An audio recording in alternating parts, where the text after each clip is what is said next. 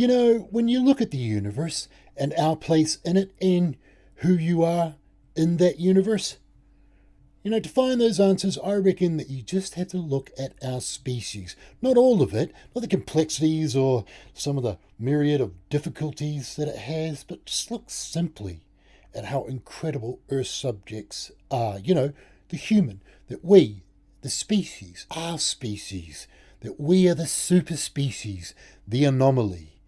Hundreds of millions of years of having life, well, life as we know it, and out of all of those fucking animals and mammals and birds and bees and the fishes and the monkeys and the trees, and out of the millions and millions and millions of species that have ever flown, walked or sunk through the history of life on this planet, Earth, Terra, that we are the only species of which can say that it can represent Earth as its ling, its being, its kind, its subject, that we are the only species that can carry those names, that mantle from all of those beasts. All of us, and all of us make it up, and each of us, each and every one of us, which make up that being, that kind, that ling, that subject, is an individual. And in the DC universe, those people are called my teammates. And they take that mental as well. So you should join us, should join the project. Humans only. Well, maybe cats and dogs, possibly an ostrich, but forget about that. Anyway, you should think about joining the team. Get with the project. Safe Buzz New Zealand. Join us. See you then.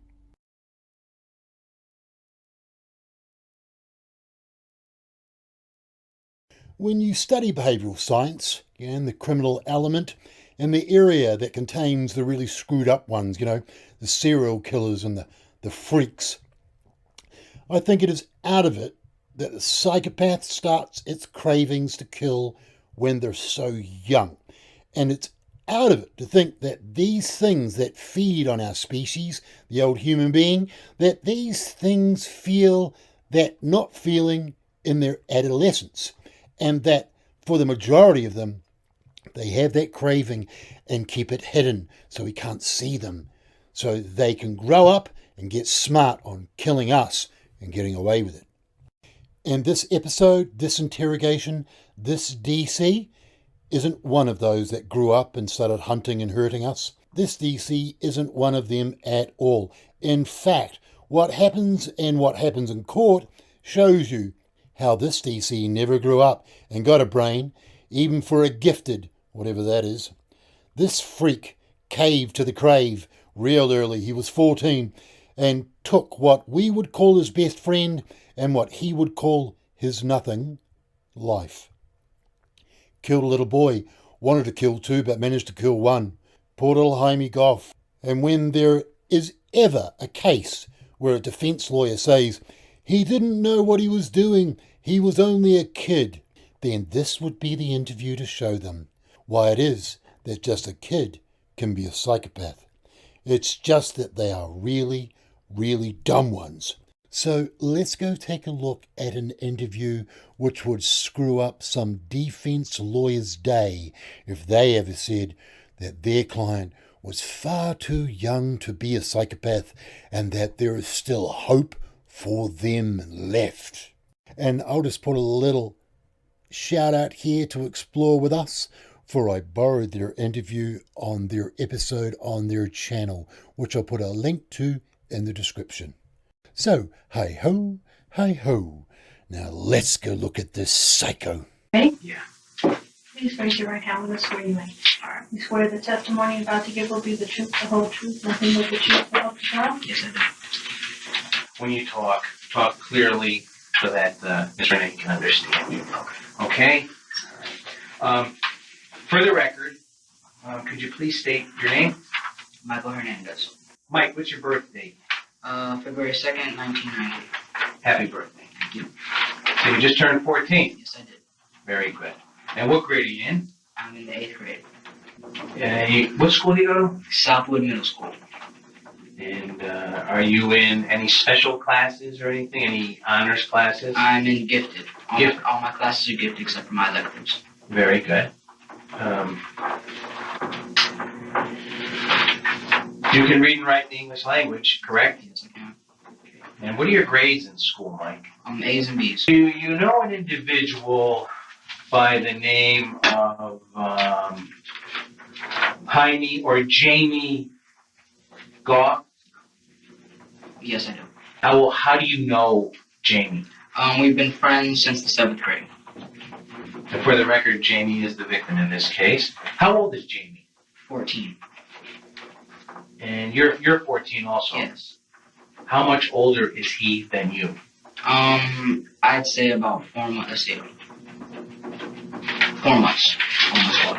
It would take a few days. Okay. All right. And what time did you get to school? 8:25, a little after, between 9 and 9:30. And when you arrived at school, where did you go to? I went to the fence on the outside of the parking lot, north of the parking lot. And why is that? That's just where me and some other people would just hang out. And this would be before class? Yes, before class. And who were the people that you would hang out with in the morning? Most of the time it'd be with Jamie Goff, Andre Martin, and myself. And sometimes there were some other people, but they didn't hang out with us. They just were there. Okay. Today, Yes. who did you meet at the fence? I met Jamie Goff. And how did Jamie seem this morning? He seemed like he normal hall, like he does every morning.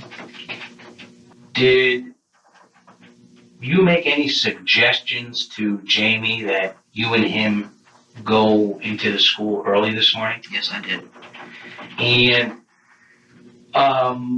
about what time was that you suggested that both of you go inside? A little after 8:30, maybe like 8:31 or 35, between those times. What time does school open and are students allowed inside the school? 8:50. Did Jamie agree to your suggestion to go inside when you made that to him? We had to make a deal first because he didn't want to get in trouble because we've gotten in trouble on previous times when we've attempted to go up there. And why do you get in trouble for attempting to go inside the school? Because it's too early and we shouldn't be walking around upstairs. And I see. Why did you make the suggestion to Jamie to go inside the school today? I was planning to murder him. Do you know why you were going to do this? No, I don't. Now, what was your plan? How were you going to accomplish this? I was going to get him into the stall, the last stall because it's the biggest, so I'd have more room. Now, this is in a restroom? This is the restroom. On which floor? 2nd floor. Okay, and it's the male restroom? Yes, it is. Where is it near? It is near the media center and the gifted U.S. history class. Okay. And once you brought or got Jamie in there, how were you going to bring him or lure him into the restroom? We usually go to the restroom after we get upstairs so we don't get caught by security. Okay. And so I knew that was going to work. I got him into the stall by saying, look, I have something to show you. So I got him into the stall and I told him to turn around because I wanted it to be a surprise. Before that, I put on the gloves. He saw me put on the gloves and I said all that. Oh, you're going too fast. And I said, I like them because they're comfortable. Now, you also said that you put on gloves. What kind of gloves were these? They were latex gloves. Where did you get them from? My mother purchased them at Walgreens the previous night. Why did she purchase these? Was that at your request? It was at my request because I said that I needed them for extra credit for my science class. Now, you and him are already in the stall, correct? Yes, yes. Did he go into the stall first? Yes. Did you follow him? Yes, I did. Did you close the stall door? Yes, I did. Now, what transpired next? Okay. I was talking to him and I told him, all right, now I have to put my hand over your mouth. Okay. And so I did, and I lifted his neck up. Now, was he facing you or was he away from He you? was away from me. Did you put your hand over his mouth? Yes, I did. And which hand did you use to put over his mouth? My left hand. Once you did that, what happened next? I had already got before I put my hand over his mouth. I already put my knife out, so the blade was already out. Now, where had you kept this blade? I had kept it in my jacket pocket. And what color jacket did you have on today? I had a red jacket. Now, is this the same clothing that you're wearing? Yes. And what did you do next? I took the knife out and I proceeded to slit his throat. Now, do you remember in which direction you slit his throat? Left to right. Did Jamie say or do anything? Did he put up a struggle? Yes, he did. He turned around after I did that. He asked me not to kill him. So I told him, okay, I'm not going to if you cooperate. Okay. Which was a lie. Right. And so I realized that the stall door was open, so I locked it. Yes. And then I turned him around again and proceeded to stab him. And where did you stab him, Mike? I'm not positively sure, but I'm guessing around the jugular vein right around here. That's Okay. what I was aiming for. Did you stab him anywhere else on his body? Just basically the back of the neck, all through the neck. Okay. And once in the temple, and I think I sliced him here. And that would be on the left side of his face? Yes, the left side of the face. Now, after you did that, what happened? I took my gloves off and I flushed them down the toilet. Okay. Okay. I left and I went to go clean myself off. People were coming in, and so I left that bathroom and went to the other one downstairs. Okay, let me stop you here. After you stabbed him, did Jamie fall to the commode or to the toilet? No, he did not. He was already positioned where he was found. I put his head under there to stop him from gasping for air. Okay. So it would close it up. And Oh, I see. Okay, stop now. making noise. I'm sorry? So he would stop making noise. Okay. Now, how did you know he was dead? I made sure by taking my knife, the point of my knife, and poking him in the face. All And I right. checked his eyes also. And they were motionless. Okay. Now, when he fell, was he on his front or was he on his side or on his back? Do you remember? He was on his front, Okay. faced a kind of diagonal thing. Yes. There was blood coming from his mouth Mm-hmm. to the right of the toilet.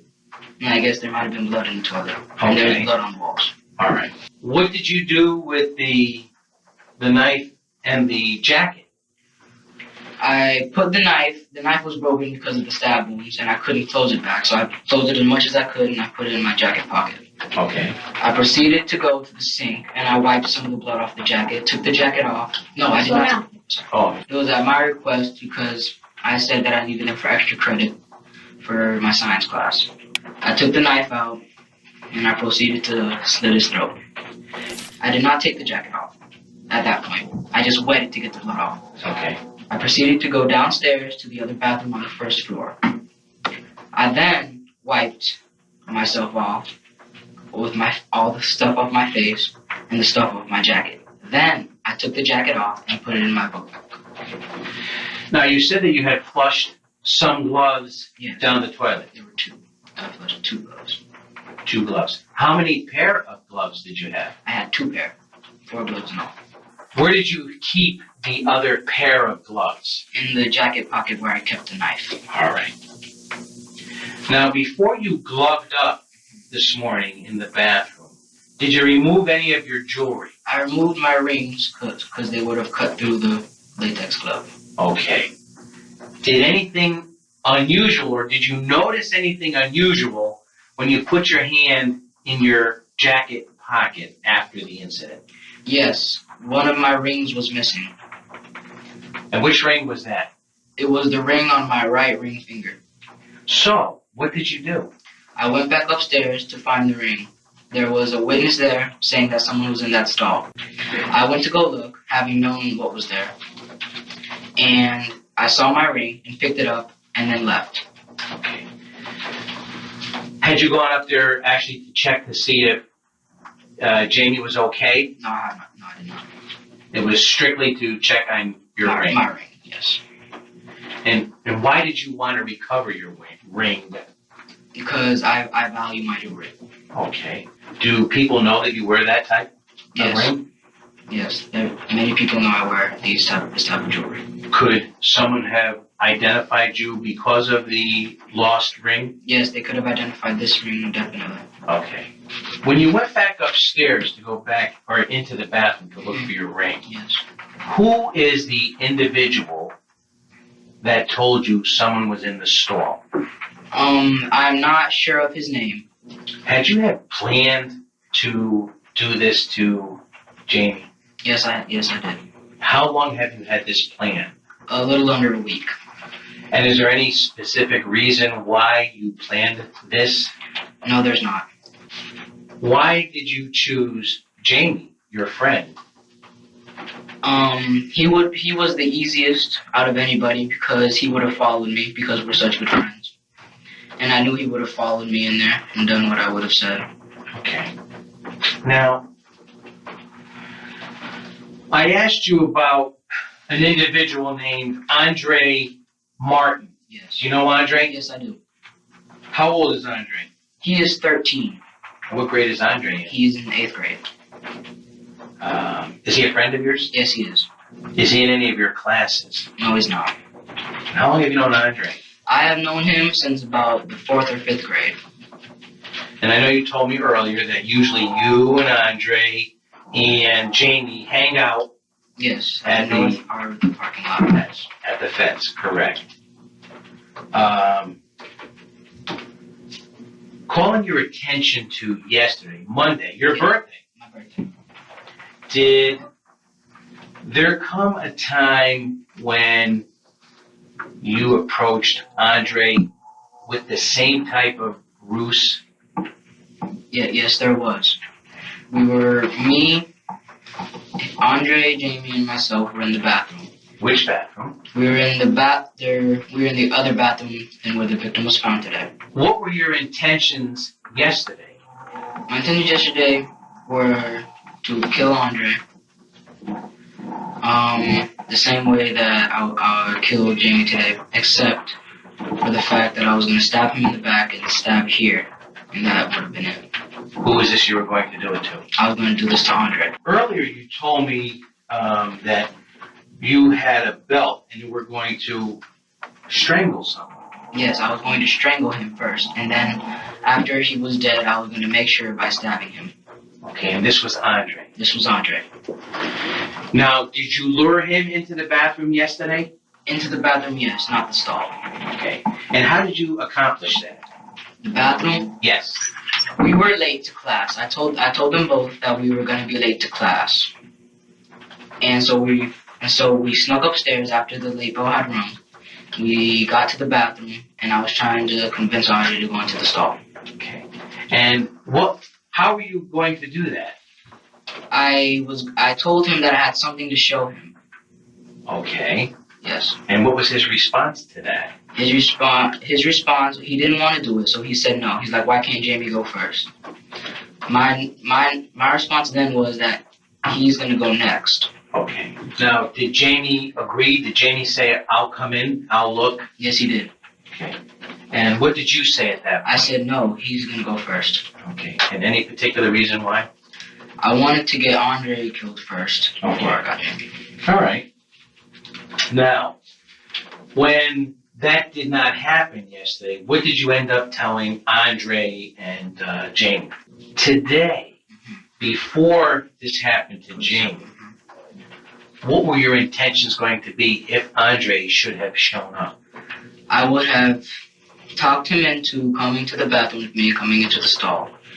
Then I would have proceeded to slit his throat and stab him continuously until he died in the neck area. Yes. And then I would have left him there. Yes. And gone back downstairs and talked Jamie into coming upstairs. Lured him into the other bathroom and slit his throat and stabbed him in the neck. Okay. Now, Mike, where did you get this knife from? I have a knife collection. Uh-huh. I've been collecting knives, and as I said, my dad has a store, and so I asked him for some knives. This was before I was gonna do this. Yes. And I asked him for some knives. He's like, all right, you can take them, because I wanted a not switchblade, but like a knife that can come out I easily. think they call them gravity knives. Let me ask you this. Is there any particular reason why you did this to Jamie? No, there's not. Did he offend you in any way? No, he did not. Did he harm you in any way? No, he did not. Mike, you know the difference between right and wrong, correct? Yes, I do. Do you think what you did is right or wrong? No, I don't. Well, what don't you think? I think it is neither right, but I don't think it was wrong. Do you know what you did is wrong? Yes, I do. Okay. Is this the first time that you have been involved in something like this, Michael? Yes, it is.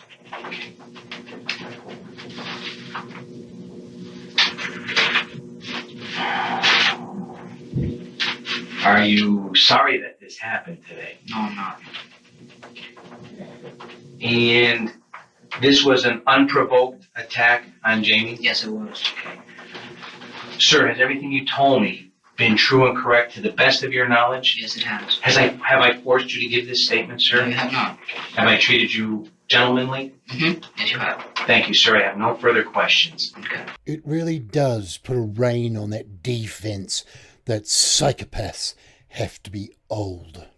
So, how did it all end up? Well, unlike the rest of us, who, when given time to reflect upon one's negative actions, the psychopath, like vampires, doesn't reflect at all. And this is Jaime's father in court addressing DC, doing which of what I leave up to God. My little boy was my food friend too, also, in which I raised and loved. And you took his life. Why? Doesn't that hurt you?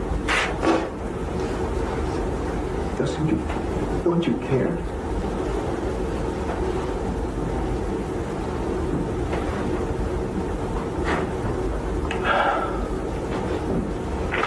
It hurts. You said you read the Bible. The seventh commandment is don't shall not kill. I'm pretty sure you read that. But you did it. And you hurt a lot of people, but you hurt a lot of people. You hurt me bad.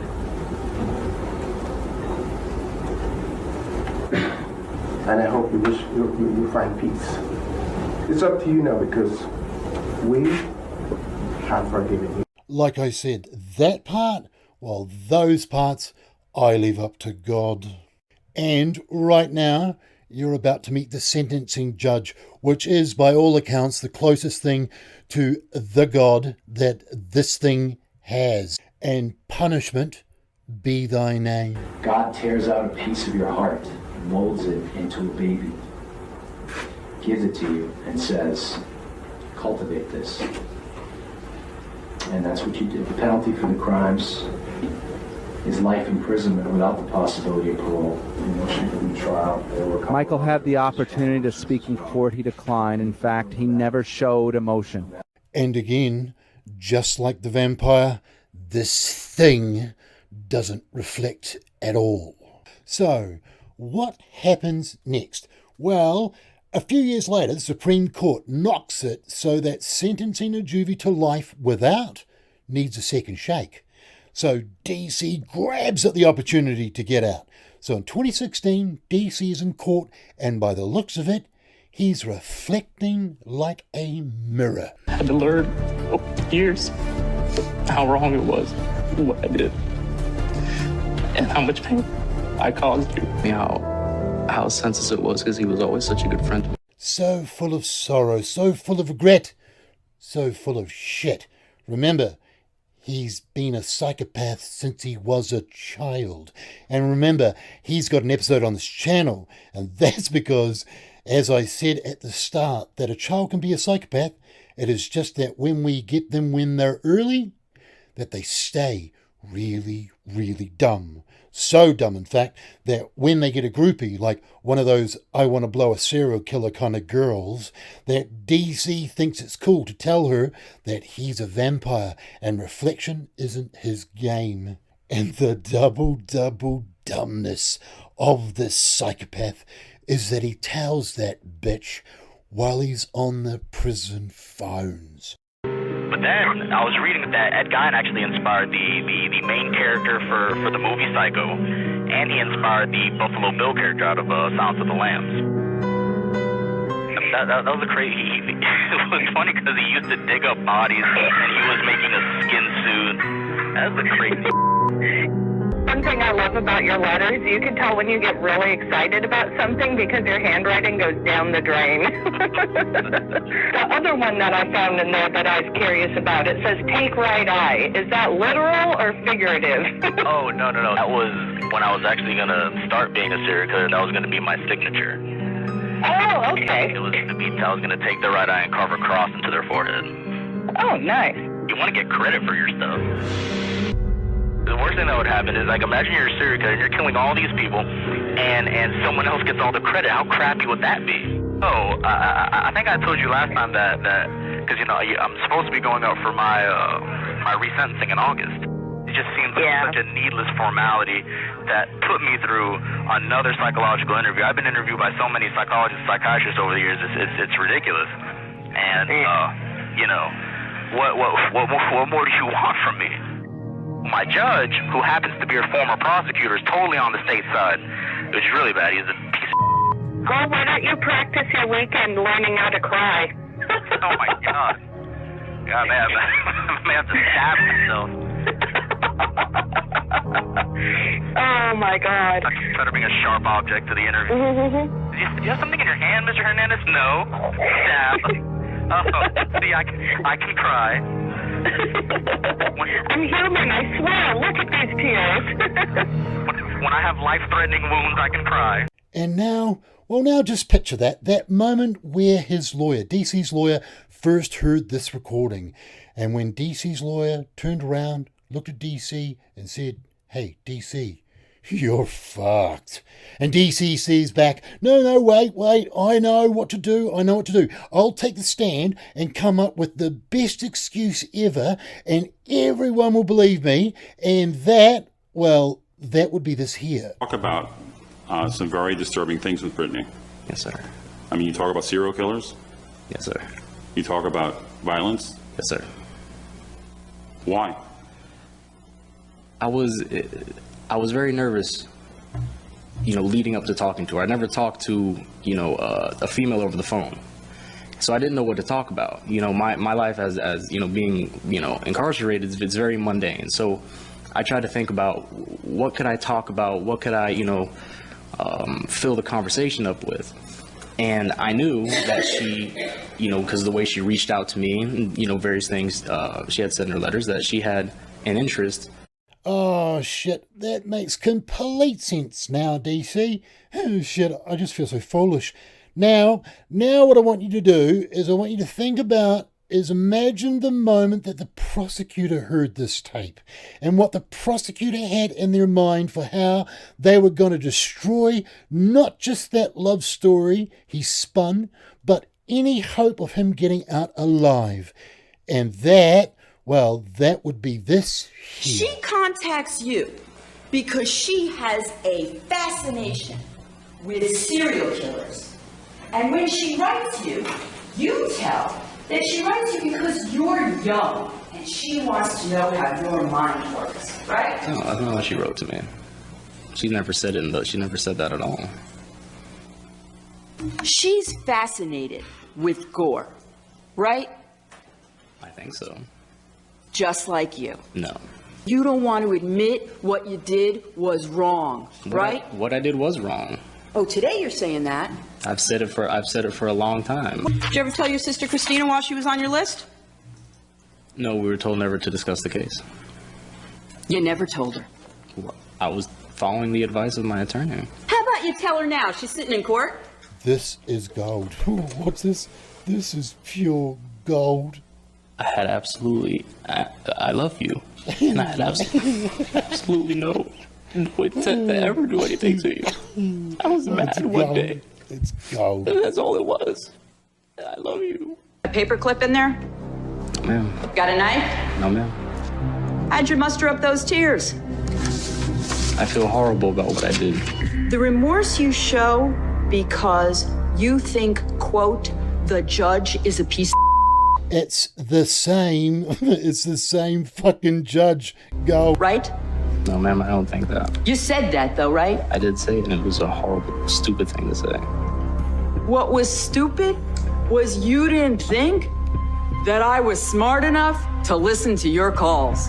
And that's what makes Hernandez a DC psychopath. Just a dumbass criminal. I'm compelled to reach a conclusion that I never wanted to reach. And that conclusion is that the defendant, Michael Hernandez, today is essentially the same kind of person he was in 2004. Accordingly, the court adjudicates the defendant guilty of the first-degree murder of Jamie Goff and sentences him to life in prison. It's a bummer he won't ever get to see this video. We start with breaking news today. Michael Hernandez, the man who killed a teenage classmate in the bathroom of Southwood Middle School back in 2004, has died in prison. Good. And now someone's God can do the forgiving things that gods do. Apparently he died from eating too many pies and getting too much sunlight. So, if you're still here, subscribe to the channel. And please, give this episode a like. And now, well, why not take a look-see at some of our merch and I. If you know at least 2 of these words, then you should get the language cup. Like, if you guys are here, and you probably still will be, in 12 months, then you definitely will be coming to some important HUIs meetings with us as a team member or a supporter of the Psychopaths project. And in these HUIs are Aotearoans, Kiwis, New Zealanders for the less knowledgeable, and in Aotearoa we speak Aotearoan English, which is the same as American English, UK English, Australian English, and that is that the English that the people speak in these countries, our countries, it's English with words which have been changed to or replaced with words that the people of that country use.